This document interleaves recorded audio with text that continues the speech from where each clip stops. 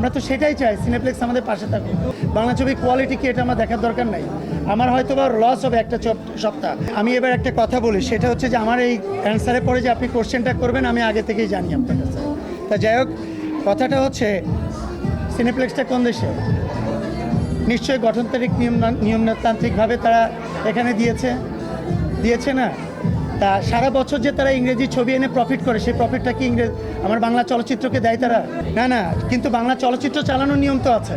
তারা বাংলা চলচ্চিত্র চালাবে, বাংলা চলচ্চিত্র রিলিজ করবে, সেই নিয়ম তো তাদের কাছে আছে।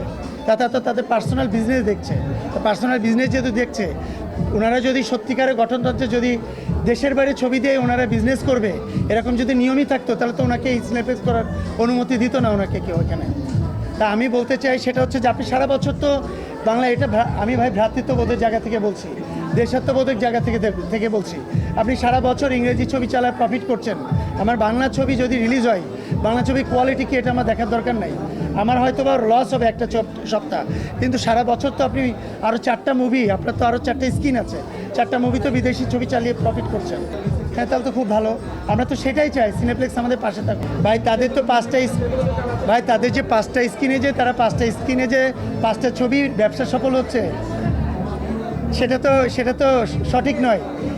যে ছবিগুলো আমদানি করছে, হয়তো বা 2টা ছবি ক্লিক করছে, 3টা ছবি থেকে টাকা উঠছে, তাদের তো মানে স্ক্রিন তো চালু আছে, স্ক্রিন তো রানিং আছে।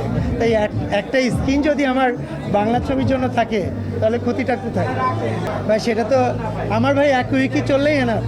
বাংলা ছবি 1টা উইক চললেই এনাফ। সিনেপ্লেক্সে বাংলা ছবি 1টা উইক চললেই এনাফ। কারণ আমার সিনেপ্লেক্স এটা আমাদের বাংলা চলচ্চিত্র যে ঐতিহ্যটাকে, এই ঐতিহ্যটাকে সামনের দিকে এগিয়ে নিতে একমাত্র সিনেপ্লেক্সই সবথেকে গুরুত্বপূর্ণ ভূমিকা রাখবে। দেশে দেশে সবার সাথে দ্য নিউজ।